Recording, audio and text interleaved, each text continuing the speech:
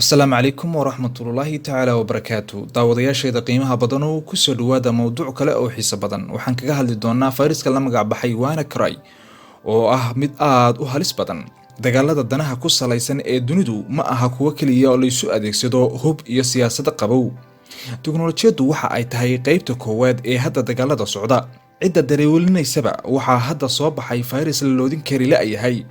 oo mid la mid ah saameyntiisa oo kale aan waayadan aan la arag si xawli ah u fidaya fayraskan waxa la aaminsan yahay inuu isticmaalayo barnaamij ay samaysay hay'adda amniga Mareykanka ee NSA loo soo gaabiyo fayraskan waxa uu isticmaalayaa magaca WannaCry wuxuu saameyn xoog badan ku yeeshay in ka badan 100 dal oo uu si daran u saameeyay siiba dalalka Ruushka, Ukraine iyo Taiwan waa fayrus cusub oo kugu imaanaya habka emailka ah sida fariimo qaan sheegasho ah shaqo lagu siinayo digniino dhanka amniga ah iyo waxyaabo kale fayraskan cusub ee WannaCry waa qaab ay lacag ku dalbanayaan kooxo samaystay waxay guud ahaanba xidhayaan faylasha iyo macluumaadka kombiyuutarka kuugu jira waxayna u bedelayaan hab aadan weliga awood u yeelanayn inaad furto oo loo yaqaano encryptionka waxay si ba'an u weerarayaan barnaamijyada kombiyuutarada shirkadda Microsoft ay samayso haddiiba la weeraro kombiyuutarkaaga waxaad isla markaaba garanaysaa in lagu soo galay waxaa markaaba ku furmaya barnaamij xidhaya dhammaan kombiyuutarkaaga waxaana kuu soo baxaya warqad ay ku qoran tahay inaad bixiso lacag dhan $300 waxaa sidoo kale lagu soo bandhigayaa 2 fariimood oo ku tirinaya saacadaha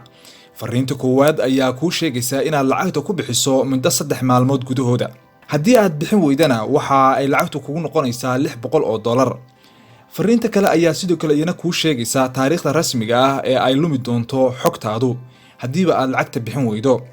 lacagta waxa lagu bixinayaa habka loo yaqaano Bitcoin-ka oo ah hab aan la garanayn qofka aad lacagta u dirayso magaca diraha iyo magaca loo dirahaba WannaCry waxa uu sidoo kale saameyn ku yeeshay dalka UK kadib markii cisbitaaladii iyo goobihii caafimaadka lagu qasbay inay ka baxaan goobaha caafimaadka markii ay awoodi waayeen inay isticmaalaan kombiyuutaradoodii waxaa su'aalo iyo canaan badan loo jeediyay wasiirka caafimaadka ee dalka Ingiriiska oo lagu eedeeyay sababta uu dagaalka lagu soo qaaday waaxda caafimaadka waa hore u sii ogaan waayay si loo xakameeyo fayruska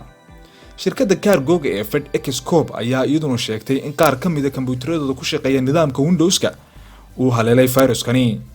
wasaaradda gudaha iyo tan xaaladaha degdega ah ee Ruushka iyo sidoo kale bangiga ugu weyn dalkaasi ayaa sheegay in dhammaan la weeraray mareegta wasaaradda arrimaha gudaha iyo 1000 kombiyuutar oo kale ayaa dhammaan saameyn lagu yeeshay waxayse sheegeen in la xakameeyay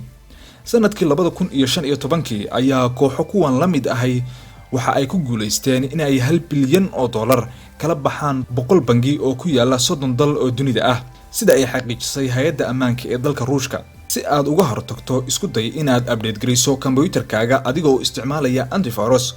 ka dheerow inaad dhagsiiso ama aad taabato linkiyada aadan aqoon waxa ay yihiin